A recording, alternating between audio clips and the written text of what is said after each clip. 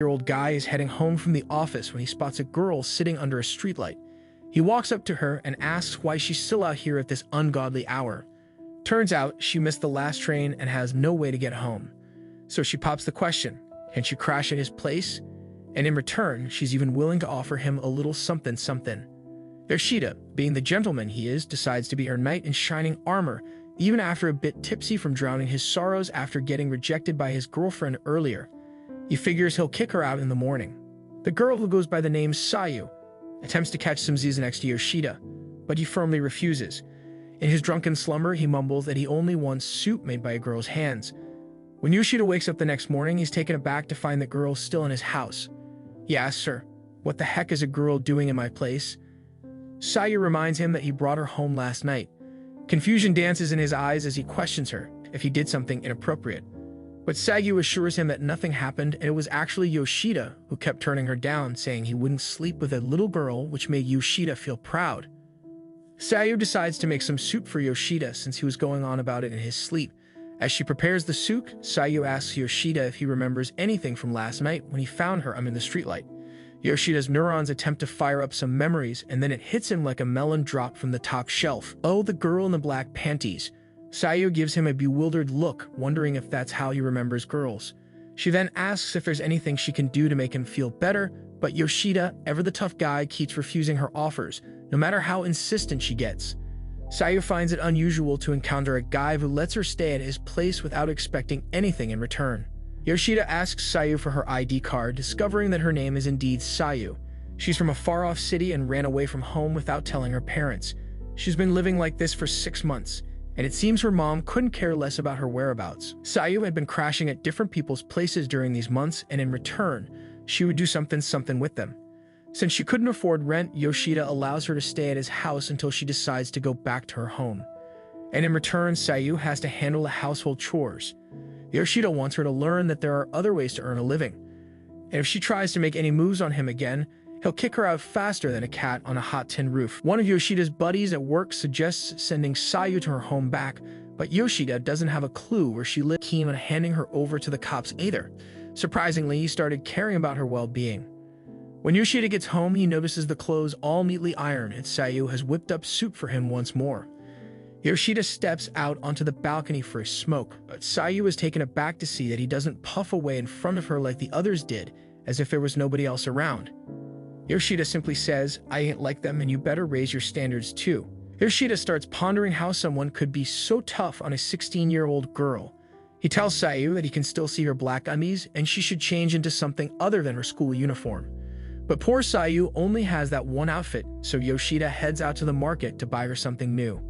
Sayu insists that he doesn't need to do all this for her and that she's been thinking of ways to repay his kindness. That's when Yoshida drops the bombshell. "Since you've been taking care of the house, things have become a heck of a lot easier for me. No more dishwashing or worrying about clean clothes, so that's more than enough." Sayu, not one to give up easily, asks him once again if she can sleep with him. This time, Yoshida gets ticked off and she calls him a pervert, claiming she never asked him to go all pervy on her. Seeing Sayu's radiant smile, Yoshida can't help but compliment her cute grin, making both of them blush like tomatoes. Word even starts going around the office that Yoshida has a girlfriend now. Some ladies even comment on how his clothes seem cleaner, and he's suddenly punctual, leaving work right on the dot. Yoshida insists that Sayu isn't his type, but she sure knows how to handle household chores. However, Yoshida's scratching his head trying to figure out why Sayu ended up in Tokyo, a city so far away to begin with. The next day, while they were both grocery shopping at the mall, Yoshida asks Sayu if she has a mobile phone. Turns out, Sayu had tossed her phone into the ocean, much to the dismay of the fish community who were tired of human trash invading their underwater domain. Reason being, her annoying friends from her hometown kept bothering her with constant messages, leaving her phoneless and the fishy residents less than thrilled. When Yoshida suggests getting her a new phone, she declines and puts on a fake smile that Yoshida absolutely hates. Sayu tries to say something to him, but hesitates and puts on that fake smile again, which Yoshida tells her to drop because she kept smiling for no reason. Sayu apologizes and promises not to do it again, but it had become a habit for her because of something that happened to her in the past that she couldn't forget. Yoshida tells her that changing all of a sudden isn't that easy and she can take her time. During office hours, Yoshida tells his colleague Mishima to fix the project that had some mistakes. Mishima stays late at the office to fix the project and compliments Yoshida on how he works with his team instead of getting mad at his assistants like everyone else. That Mishima asks Yoshida if he has a girlfriend, to which Yoshida tells her that he doesn't, but he got rejected by a girl named Goto-san, the current boss who promoted him to the friend zone. Taking the opportunity, Mishima also asks him to hang out sometime. Yoshida came home late that night and Sayu was worried about him. In situations like these, Yoshida considers getting a phone to stay in contact with Sayu. The next day, he starts looking at a cool design phone with his friend Hashimoto. Hashimoto asks him if he has feelings for Sayu because why else would he choose a simple phone instead of a branded one? Yoshida makes it clear that he only likes old women with big things in front and Sayu is just a teenager, too young for his antique heart. As Yoshida keeps checking the time to go home, his boss, Goto-san, shows up out of nowhere. She's the one who rejected him before. Goto tells him how she loves spending time with him compared to others, but Yoshida wants to know why she invited him to dinner after rejecting him. Goto, under the guise of a truth or dare game, digs in his personal life asking him if he's dating someone because she's been his boss for 5 years and has never seen him distracted. Nowadays, he rushes home as soon as his shift ends, even started dressing neatly and shaving daily. Goto suspects Mishima, but Yoshida clears the air, saying he's not dating anyone and that she's the one he loves. But if she doesn't love him back, she has no right to interfere in his life. Yoshida gets the opportunity to ask Goto about the size of her cups, when he came to know it's one size bigger than Sayu. When he comes home, Sayu gives him a warm hug and he feels good about it, although she asks him to take a shower because she could smell the yakiniku dish from him. Yoshida starts pondering how a teenage girl is cheering up an office worker like him. He gives her the Japanese iPhone he brought and Sayu only saves Yoshida's contact on it. Her smile seems much more genuine now and it feels like something is going on in her mind. Truly, understanding teenage girls is quite a challenging task. Sayu was troubled, wondering why Yoshida doesn't shower her with attention like others do. Sure, he may not be interested in little girls, but doesn't he want to have a little bit of fun? This time, Mishima completes her work without any mistakes and she invites Yoshida to watch a movie with her. Goto, like a roaming camera, keeps an eye on them. On the other hand, Sayu, with her overactive imagination, starts envisioning Yoshida on a romantic date and panics about being kicked out of the house. Just then, she receives a message from Yoshida saying he'll be coming home late. According to Sayu's estimation, he must be out on a date with some girl. After watching the movie, Yoshida and Mishima talk about the twists and turns of fate, and Mishima tells Yoshida that even their meeting is a sign from the gods. Yoshida can't make any sense of it and asks her to stop talking about unnecessary things and head home. Just as Mishima is about to leave after giving him a hug, Sayu spots them clinging to each other in the middle of the street. Yoshida heads to home and wonders if even his encounter with Sayu is a divine conspiracy. When Yoshida finally arrives home, he's greeted with an empty house. Yoshida searches through the dark night, roaming through all the streets, but no matter how hard he searches, Sayu remains elusive, as if swallowed by the night itself. Sayu, on the other hand, sits alone in a park crying. She thinks that Yoshida doesn't even care about her, not even a little. Meanwhile, Mishima arrives and asks her why she's sitting alone in the park at this hour. Mishima shares her own experience of running away from home during school time. The shared vulnerability creates an instant connection between them. She starts opening up about her feelings, how she lives with a guy who treats her very kindly, but she doesn't understand why she doesn't want anything in return. Mishima explains how some people tend to care more about others than themselves, and gradually you start developing feelings for them. Mishima's words strike a chord. Sayu realizes that Mishima is talking about Yoshida too. Mishima's like, always trust that dude, he trusts you too, and he won't bail on you ever. So Yoshida goes looking for Sayu, asking her what she's doing at the park. And then it hits Mishima that they both were talking about Yoshida the whole time. Mishima playfully asks Yoshida if he's her old man and says they'll meet up tomorrow, and off she goes. Sayu starts pulling some shady moves because she's a girl, trying to get Yoshida to do something for her. But Yoshida's not having it, and she's all like, why are you letting me crash at your place if you don't want anything in return? Sayu finds it weird to mooch off someone without giving something back. Yoshida makes it clear that even though she's a good-looking teen, he only shares his bed with someone he loves, and he ain't loving Sayu.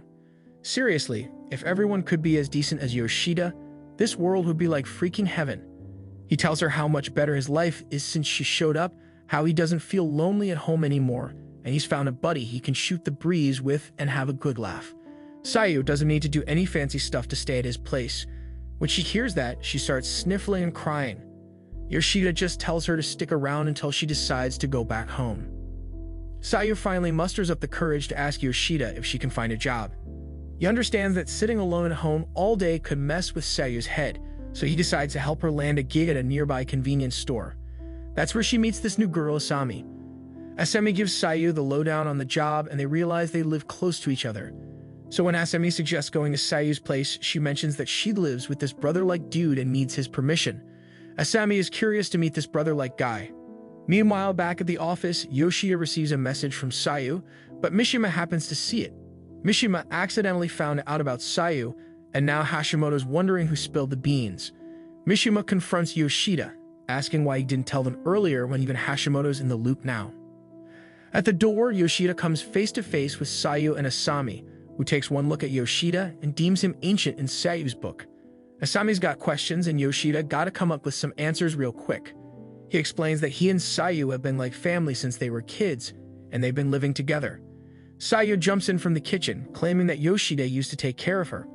But just when they think they've dodged a bullet, Asami throws another question, but thankfully Sayu calls out Yoshida from the kitchen, telling him to bring dinner. Asami expressing her admiration for Sayu and lucky to be living with a girl like her. However, she finds his apartment way too small. In response, Yoshida jokingly suggests that maybe Asami should leave so they can free up some much-needed space in the room. Asami, still trying to find an excuse to accompany Yoshida outside and dig deeper into the truth, persists, but Yoshida remains resolute, not giving in to her curiosity. Asami advises Yoshida to take good care of Sayu because finding genuinely kind people is hard, and he also requests to become friends with her so that Sayu doesn't feel alone in this new city. In an unexpected turn of events, Goto surprises Yoshida by taking him out to dinner. During their meal, she starts probing him with investigative questions, asking why he's so close to Mishima and why he's constantly messaging someone on his phone. Yoshida can't help but wonder why she's so interested in his personal life. Finally, Goto musters up the courage to share her true feelings with Yoshida. She confesses that she likes him and admits that she had lied about having a boyfriend before. It turns out she was apprehensive about getting into a relationship with Yoshida because she was inexperienced and nervous about what can happen between the sheets. Yoshida responds by telling her that if her feelings are genuine and she's not joking, then this time she'll have to propose to him. This will make it clear whether her love for him is true or not. Meanwhile, Sayu sits alone, starting to feel a sense of loneliness creeping back in. Flashes of her past haunt her thoughts. Just when she begins to feel down, she receives a message from Yoshida, informing her that he's bringing Goto home to meet her. Sayu's curiosity is piqued. Truth. She reveals that she randomly met Yoshida on the street, and there is no deeper relationship between them, assuring Goto that there is no cause for worry. Goto, wanting to have a private conversation with Sayu, requests Yoshida to step outside for a moment. Once Yoshida leaves, Goto unleashes a barrage of questions, attempting to uncover Sayu's entire history. She answers everything, however, Sayu remains firm and refuses to divulge the reasons behind her journey to Tokyo. In her role as Yoshida's friend, Goto asks Sayu how long she intends to stay in Tokyo. Sayu admits that she is not yet ready to return home, as the thought of doing so fills her with anxiety. However, she acknowledges that she cannot continue staying with Yoshida indefinitely, as society would not tolerate their living arrangement. Goto tries to explain to Sayu that running away from home is not a solution and encourages her to gather the courage to face her situation, assuring her that she is willing to wait until she's ready. Deep down, Sayu knows that she will eventually have to go back home, and she promises Goto that she will do so someday. Goto advises Sayu to live her life like a normal high school girl and cherish these moments as they won't come back.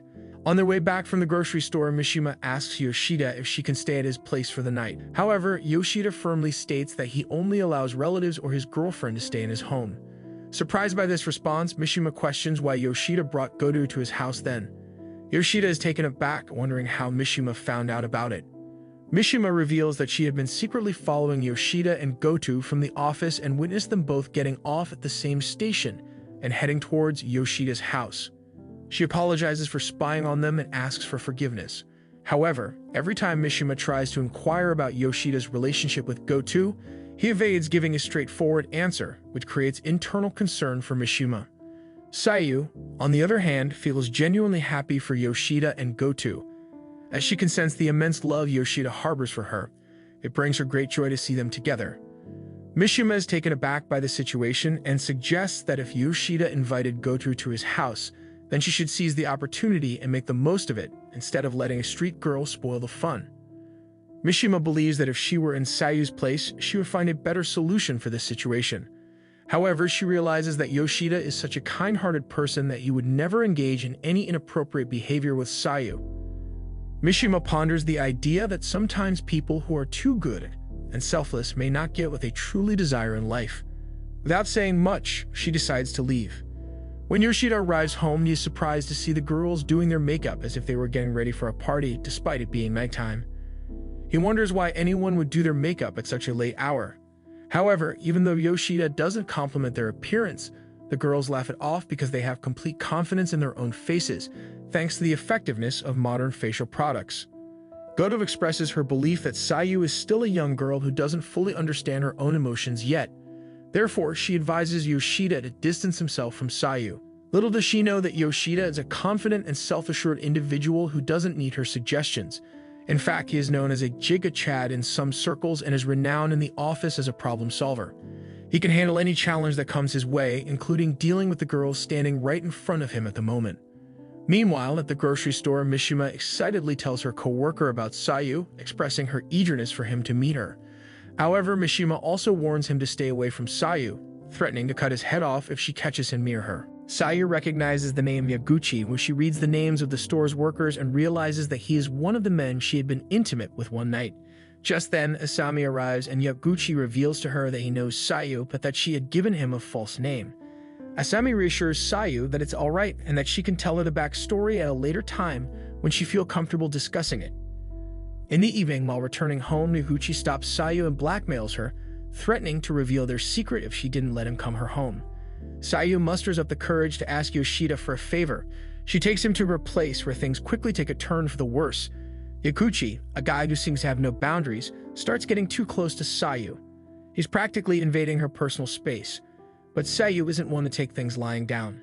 She slaps him right across the face. Sayu regrets ever trusting him, but she's stuck in a tough spot. If she reports Yaguchi to the police, Yoshida could get into trouble for having a minor in his house. That's the last thing she wants, so she reluctantly allows Yaguchi to do whatever he pleases. Just then, Yoshida storms into the scene like a raging bull. He kicks Yaguchi out of the house without a second thought. Yaguchi, however, can't resist adding fuel to the fire. He spittles the beans about how Sayu stayed with him a couple of months ago, trying to hit Yoshida where it hurts. But Yoshida won't take the bait. He stands tall, refusing to engage in a brawl with Yaguchi. Instead, he sternly warns him to stay away from Sayu. With Yaguchi out of the picture, Sayu turns to Yoshida, seeking answers. She wants to know why she was afraid to sleep with him this time despite their previous encounters. Yoshida, ever the wise one, explains that Sayu did the right thing. He's proud of her for standing up for herself. He wants her to take charge of her own safety and live a normal teenage life. He envisions her laughing and playing like any other carefree teenager, and he's determined to support her in that journey. Asami notices Sayu's troubled expression and confronts Yaguchi, demanding to know if he did something to her. Without hesitation, she delivers a swift slap across Yaguchi's face. Immediately after, Yaguchi, realizing his mistake, offers a genuine apology to Sayu. Sayu, though taken aback by this act of him and realizes that he has kept their secret intact. Yaguchi, true to his word, hasn't revealed the details of their past encounters. It's a small relief for Sayu, knowing that at least one person is respecting their agreement. With a note of caution, Sayu warns Yaguchi not to harass her again, recognizing the positive influence Yoshida and Asami have had on her, shaping her into a stronger person. As Yoshida contemplates the time, he realizes that he'll be running late. Concerned for Sayu's safety, he advises her to stay indoors and not venture outside. Meanwhile, Asami proposes the idea of going out with Sayu since her parents won't be home either. Asami, whose parents are both lawyers, shares that she dreams of becoming an author and often clashes with her mother due to their differing aspirations. She fondly recalls how her father used to bring her to this very spot, where they would discuss the vastness of the sky and put their own problems into perspective. With a growing bond between them, Sayu opens up to Asami, sharing her own personal story. Asami, in her encouraging manner, suggests that there might be something positive hidden amidst all the challenges Sayu has faced. Her words inspire Sayu to look ahead and find hope in the midst of her journey. The next day at the grocery store, Asami spots the same black car that parks there every day, but the guy never actually buys anything. He just looks and leaves like he's searching for something. Asami, lost in her comic book, starts having worries about her studies because her so-called future depends on it. Meanwhile, Sayu, lost in thoughts of her future, starts contemplating going back home to Hokkaido. In the office, Yoshida looks at a funny car video on his phone and smiles, which makes Mishima jealous because she doesn't even have his number. Her jealousy multiplies by 10 when Goto comes over to Yoshida and starts talking to him. I couldn't help but feel sorry for poor Mishima. But Mishima wasn't one to stay silent. She straight up invites Goto to have dinner outside as if she were her boss and not the other way around. Mishima straightforwardly asks about Goto's thoughts and feelings towards Yoshida and wonders why she lets Sayu stay with him if he cares for him. But Goto has complete trust in Yoshida, believing that he won't do anything inappropriate with Sayu. And even if she did try to make a move, it wouldn't last long. Just like a rubber band, no matter how much you stretch it. That's why Goto is letting things unfold naturally. But Mishima feels that she should at least give it a try because losing something without even trying hurts more than anything. And it hurts me too to see Mishima constantly getting her nose in everyone's matters. Mishima once again suggests going to the movies, but Yoshida turns her down because Sayu has cooked special dinner for him tonight. Since there's no movie, Mishima thinks about taking his number instead, but Yoshida has a problem with that too, so Mishima takes matters into her own hands and saves her number on his phone. Yoshida tells her that he wouldn't have much to talk to her about because he doesn't like having pointless conversations with pointless people. Even the cat sleeping by the side understands that Yoshida isn't giving her any attention, but if Mishima puts that thought in her head, who knows what she'll do. Mishima opens up her heart and tells Yoshida that she loves him just a little bit, exactly like his brain. Finally, Mishima leaves from there in confusion, and Yoshida enjoys the special dinner prepared by Sayu's hands. On a peaceful Sunday, Sayu was cleaning the house when Yoshida thought he should help her. But due to some funny incident, instead of cleaning the house, Yoshida ends up creating more mess himself. During this time, Sayu comes across a box of Yoshida's antique items, which also includes his childhood photo album. When she realizes that he had a girlfriend who was his senior, Sayu teases Yoshida that he only likes older girls. But Yoshida cared too much for her, which is why the girl dumped him then. Seriously, there couldn't be a better reason for a breakup. At the grocery store, they once again notice that same black luxurious car, but this time the guy gets out of the car and enters. Sayu recognizes him and doesn't want to meet. Yabuchi cleverly sends her inside, and when the guy inquires if there's a girl named Sayu working there, Yabuchi firmly denies it and suggests he inquire at a different store. Apparently the guy is Sayu's brother and he might have come to take her back home, but Sayu is not ready to go back home at all. Sayu thanks Yabuchi for helping her, but he tells her that he is very serious about finding her, and she won't be able to run away for long. Sayu thought she would be the one to decide when to go back home, but now it seems like she'll have to go back sooner than expected. While heading home, Sayu was buying groceries when she spots her brother searching for her again. However, Mishima, who was also there after watching a movie, quickly takes Sayu to a hotel. Mishima informs Yoshida that Sayu is with her, so this time Yoshida doesn't have to scour the entire city to find Sayu like last time.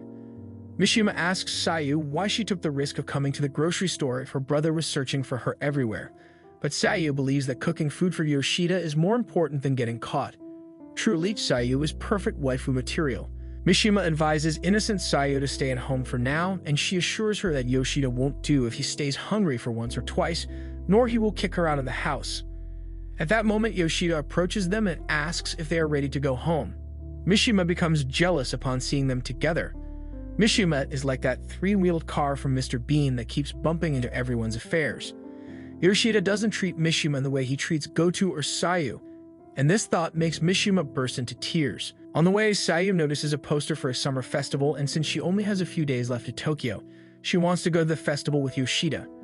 When Sayu sees cotton candy in the hands of running children, she also asks for some to eat because she has never tasted cotton candy before. When she puts the candy in her mouth, the reaction on Sayu's face is priceless. And then comes a beautiful moment when Sayu and Yoshida, like a perfect couple, enjoy the sparkling fireworks in the darkness of the night. Yoshida also thanks Sayu for bringing him here, as despite living so close to the festival, he had never attended it before. Then Sayu disappears from there, leaving Yoshida feeling as if his heart has stopped beating. But Sayu had only gone to throw away some trash. Yoshida starts thinking about how lonely he will be once Sayu is gone, but Sayu reassures him that she won't go anywhere without telling him. The next day, when there's a knock on the door, Yoshida, in a half-awake state, opens the door to find Sayu. He's been trying to get in touch with Sayu forever and finally today gets a hold of her. But Sayu straight up refuses to go home as she was not ready to face whatever's waiting for her there. Her brother starts dissing Yoshida, talking smack about him living with a teenager girl, but when Sayu hears that she is all fired up and won't hear a single bad word about him. But when Sayu's brother finds out about Yoshida, he actually apologized for his earlier behavior and thanks him. He's grateful that Yoshida's been keeping Sayu safe all this time, as he worries a lot about his sister and even her mom wants Sayu back home. But Sayu doesn't want to trust on anyone, not even her own family. Actually, back at their home, Sayu's teachers have been dropping by every day to check on her. They're worried sick, but her mom's been covering for her, saying she's locked herself in her room. Now those teachers are starting to smell something fishy about the situation, suspecting Sayu's mom of some shady business like forcing her to stay hidden or something. Sayu's mom wants to bring her back home so people stop saying nasty stuff about her, and once that woman decides something, she sticks to it till the bitter end. No way Sayu can run away from that, so Yoshida steps up and asks Sayu's brother for a bit more time. He knows Sayu needs to do some serious soul-searching before she decides what to do. Cause now that she's on the verge of going back, she's realizing just how dependent she's become on Yoshida. Without him by her side, she feels weak, and it's like he's become her source of strength. Sayu's brother pulls her aside, just the two of them, and pours his heart out. He tells her how freaking worried he's been, wondering if she was okay. And the relief he felt when he found out she met someone as incredible as Yoshida. It was like a weight lifted off his chest. Yoshida provided her a safe haven, a place where she could breathe easy, but things at home are a total mess since Sayu left. Their mom has been asking about Sayu every single day, also she's not feeling well. Sayu's brother tells her that he'll do anything to help her and gives her a whole week to think it over, as it's a crucial decision for her future. In the final moments, Sayu's got something gnawing at her, eating her up from the inside. She wants to tell them the truth about her past and about the messed up stuff that pushed her to run away from home. Her mom always treated Sayu like a burden, like she was just in the way. That treatment makes her feel so weak, and at school it was no better. Sayu despised talking to anyone, hanging out with the students, cause of which she was ignored by everyone. But she had one friend, Yuko, who was exactly like her, and Sayu too cherished their time together.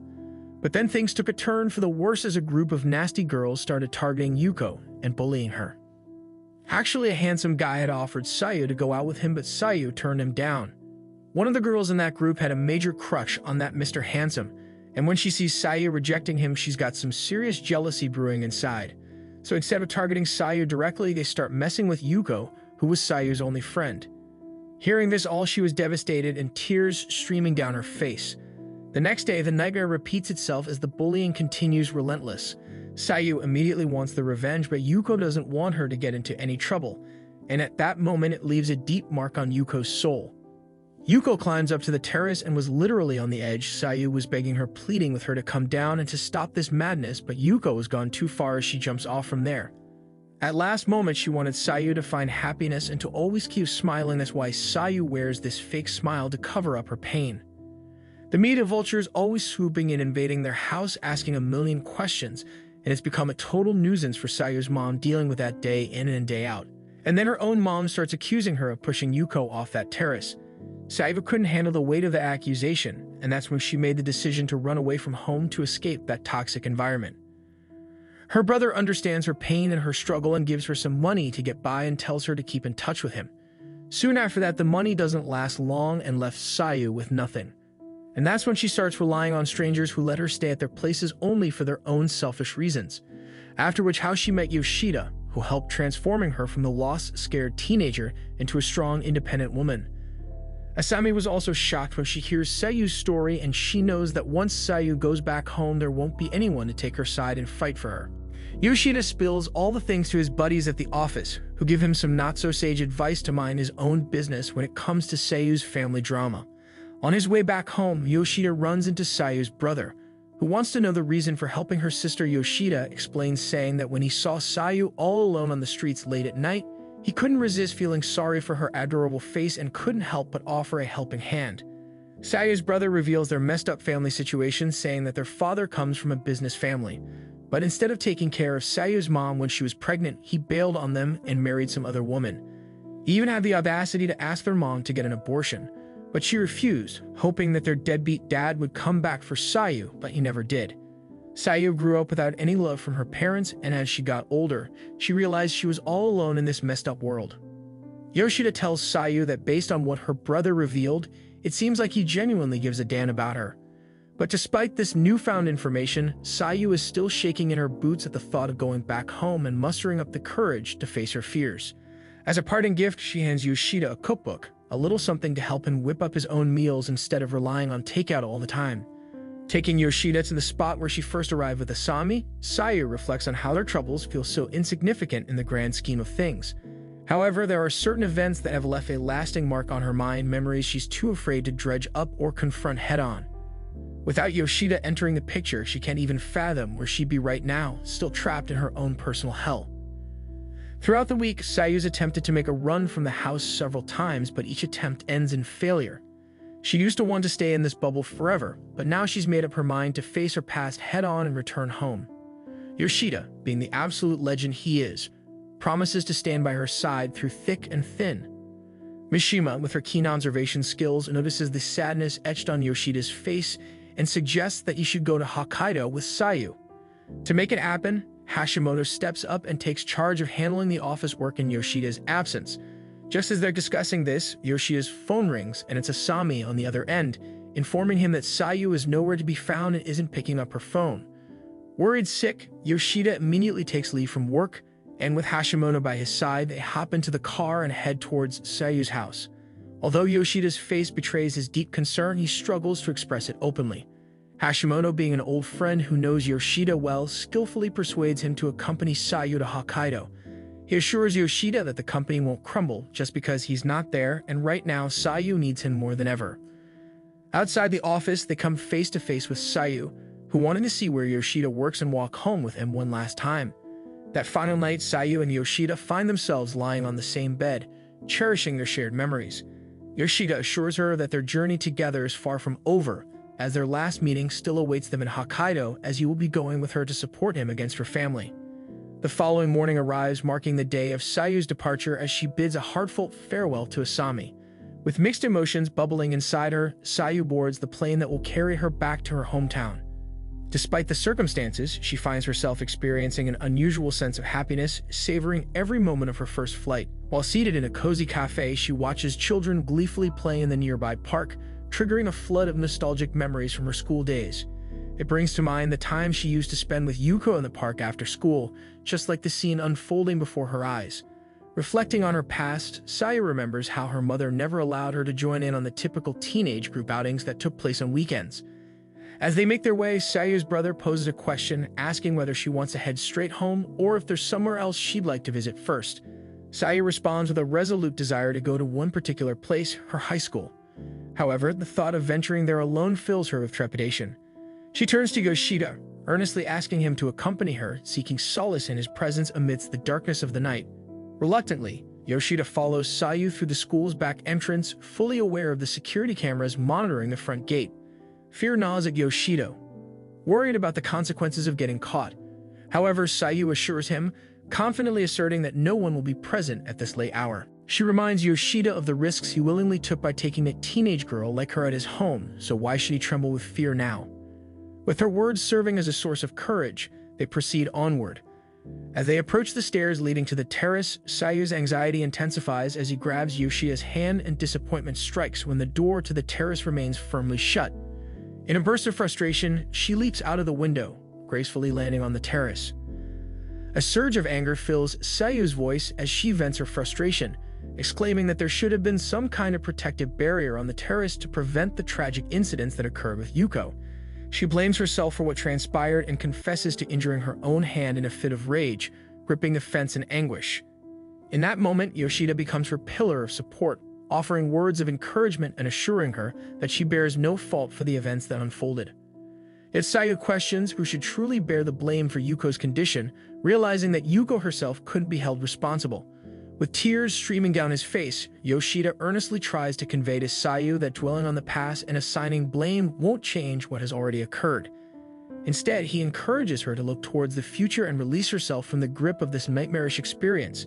Forgiving herself is crucial for her to move forward and create a better life. These words penetrate Sayu's heart, and she succumbs to heavy tears, allowing the emotional release to provide solace for the hidden sorrows she has carried within. She firmly believes that she will meet Yuko sooner or later in another life. Deep gratitude swells within Sayu towards Yoshida for his unwavering presence throughout their shared journey. At long last, Sayu manages to liberate herself from the burdens of that haunting incident, and now she is fully ready to return home. However, upon arriving at her house, Sayu's mother delivers a harsh slap across her face. Sayu's mom couldn't handle all the chit-chat because of Sayu, so she takes her revenge for what has happened and gives Sayu a good old slap. Sayu's brother tells her to act right because they have a guest. But her mom doesn't care about Yoshida, as she just storms off to her room in drama queen style. So mom starts interrogating Sayu about her grand achievements from running away from home, if it solved anything for her. Her mom couldn't even make sense of what Sayu herself wanted to do, but does mom bother to understand? Nope, not a chance. She can't even remember Sayu's parting words when she left home. Sayu was trying to escape from a mother who blamed her for the death of her only friend. Well, at least during her time away, Sayu doesn't have to face her mom's careless face every single day. But her mom keeps going with her inquisition, demanding to know why Sayu is hanging out with some random boy and why she brought him home, as it's just affecting her so-called reputation. When Sayu told that Yoshida came for her, her mom goes ballistic, angrily declaring that he's got nothing to do with their family and should stay out of their affairs. She goes as far as calling Yoshida a criminal for letting a teenager crash at his place. Sayu's mom has a knack for blurting out hurtful words without a second thought, and that's precisely why Sayu hates her. Sayu can't forget the countless acts of kindness Yoshida has shown her, far more than her own flesh and blood. In response, her mom rubs salt in the wound, telling Sayu she doesn't realize how much her existence has cost her, and maybe it would have been better if she had never been born. It's enough to make Sayu break down in tears. Yoshida, at this point, is at his wit's end, ready to throw a glass or two at her mom's face, but he manages to hold himself back just in time. In Yoshida's eyes, Sayu is just a kid who can't be held accountable for her circumstances. People become responsible when they grow up, and a sane adult would crumble under the weight of the hardships Sayu has endured. And while he's willing to step up and take care of her, he knows deep down that it's not how things are supposed to work. He has no right to shoulder Sayu's burdens, and it's her own family who should step up and do their part. Her mom can't simply escape her responsibilities. So in humble plea, Yoshida asks Sayu's mom to please take good care of Sayu and keep her happy. Sayu's brother, too, with his head bowed, pleads with their mom.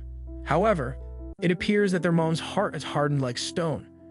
She shouts at them to leave the premises. This turn of events leaves even Yoshida in tears. He had hoped that her mom would show some understanding after hearing Sayu's story, but when he heard that she had never wanted to bring Sayu into the world, Yoshida realized just how challenging Sayu's circumstances are. He wondered why Sayu didn't speak up for her, but when Yoshida raised his own voice in defense of Sayu, she didn't feel the need to say anything. The weight of it all brings both of them to tears. But now Sayu is ready to stand up for herself. Just as she gathers her resolve, her brother enters the scene with good news. The matter has been resolved. Sayu will be allowed to stay until she graduates as long as she doesn't cause any trouble. Her mom won't bother her anymore. It seems that Yoshida's heartfelt words have deeply affected Sayu's mom. Sayu's brother expresses his gratitude to Yoshida, acknowledging that they couldn't have achieved this outcome without him. Yoshida, feeling remorseful about his own behavior, goes to apologize to Sayu's mom. She questions why a stranger like him is helping Sayu, but Yoshida simply wanted to see Sayu happy. She assures him that she will take care of Sayu herself and instructs him to return to Tokyo in the morning. Sayu yearns for a one-on-one conversation with her mom, but her mom grows increasingly concerned about these consecutive requests. Sayu takes the opportunity to apologize for her mistakes and the troubles she has caused. However, her mom refuses to apologize, admitting that she doesn't even know when she herself started making mistakes.